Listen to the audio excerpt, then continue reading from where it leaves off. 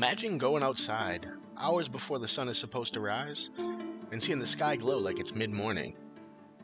Imagine being in Hawaii or Cuba and looking up to the sky to see aurora normally only witnessed along the poles. Now imagine all of our radio signals going haywire, our electronics that run most of our lives heating up and possibly catching fire. Well, you may not have to imagine it, as it's happened before and it's almost certain to happen again. What we were just imagining was a massive geomagnetic storm that occurred in 1859, a natural phenomenon we call the Carrington Event.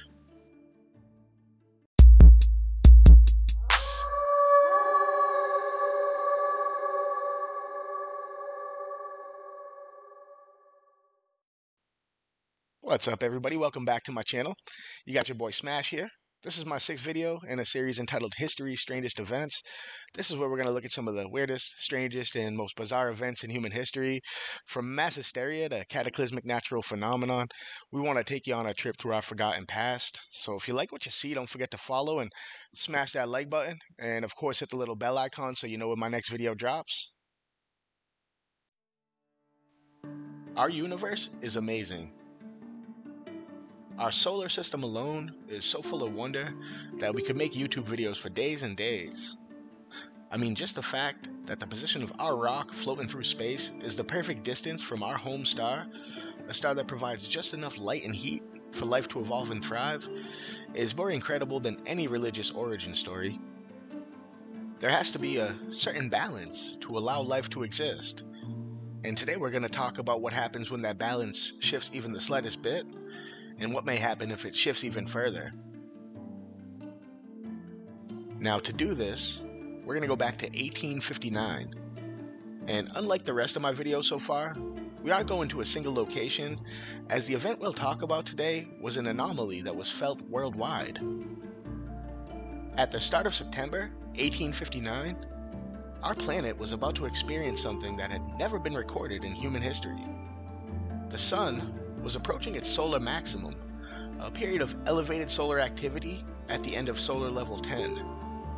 This heightened activity caused our sun to launch a coronal mass ejection, or CME, that would be felt throughout the solar system.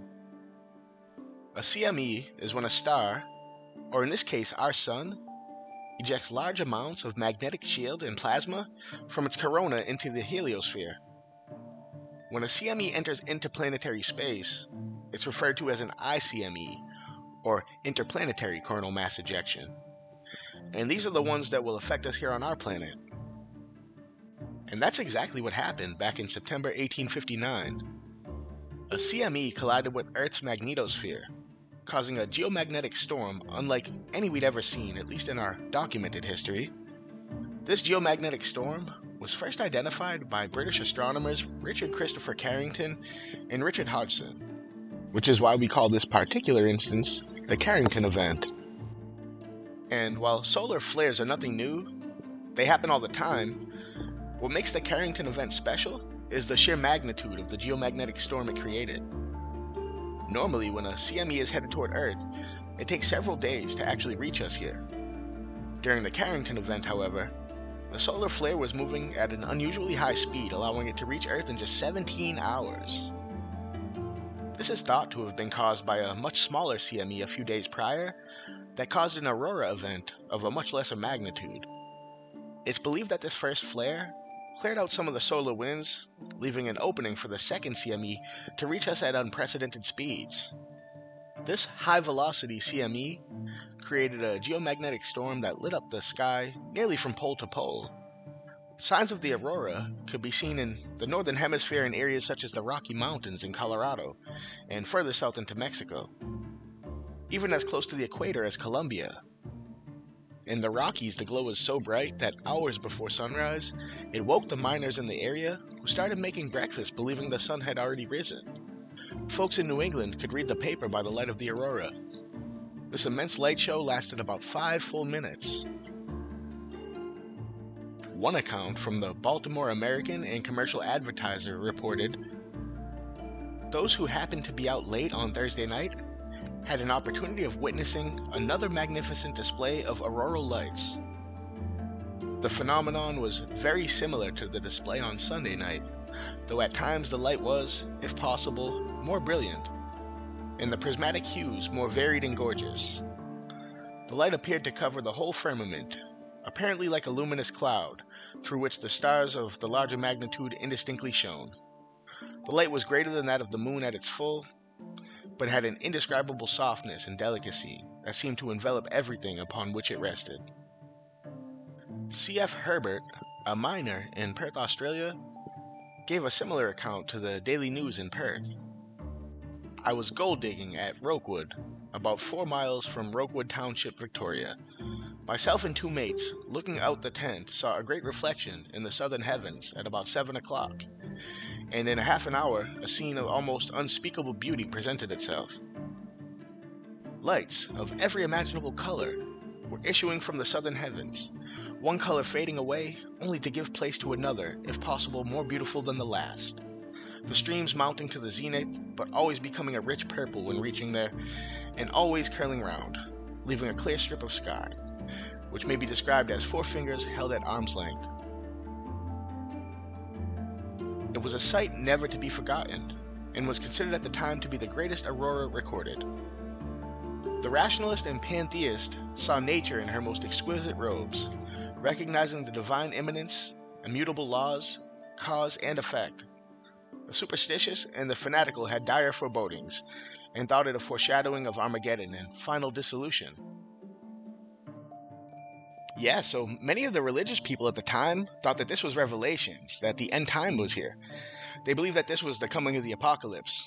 I mean, you didn't think we were going to get through an entire video about weird history and not mention religion, did you? Focus. I'm going to find you. I'm going to find you one day. So besides upsetting religious fanatics and giving everybody a beautiful glowing sky, there was another major effect of the Carrington Event, one that has a lot more relevance for us if something like this were to happen today. The geomagnetically induced current from the electromagnetic field caused telegraph systems all over Europe and North America to go crazy. Telegraph towers started throwing electric shocks. This caused several telegraph operators to get an electrical shock trying to transfer messages. Many electrical stations even caught fire. The electromagnetic force was so strong that operators in Boston were able to transfer telegraphs even though their system had been disconnected from the power supply. Now, back in 1859, before we became so dependent on electricity and satellites for just about everything, this was no more than a minor inconvenience for most. But today it might create so many issues that those religious fanatics screaming about the end of days might not be too far off. First, all those hundreds of satellites we have orbiting us would probably stop working. This would immediately take out all of our GPS capabilities, leaving planes in the air and ships at sea extremely vulnerable. We would also lose cell phone service and much of our power grid. Most of the damage would be beyond repair. And since so much of our information is now kept digitally, we could lose it all. Some information, entertainment, and digital records could be gone permanently. This damage would take generations to repair, if we can even fix it to begin with. And while some companies have started to take this into consideration for future planning, most governments might not even have this on their radar until their radar is no longer usable. And the craziest part of that is the question isn't if this will happen again. We know it will. The real question is when it will happen. We've had smaller CME events in the last 100 or so years that caused minor damage, most recently in 2006 when a solar flare disrupted satellites and communications worldwide. And aside from when it will occur, an even more important question may be whether we, as a species, will be prepared for it when it eventually does happen.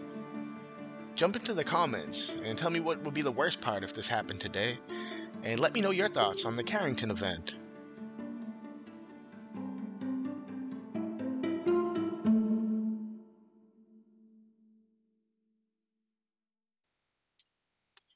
Thanks for watching, everyone. I hope y'all enjoyed. So don't forget to follow and smash that like button, and of course hit the little bell icon so you'll be ready for my next video. And if you don't want to wait another week, you can always follow me on Twitch and TikTok at SmashAdams28, and come back next week when we talk about one of the most famous brains in human history. Until next time, get smashed, everyone.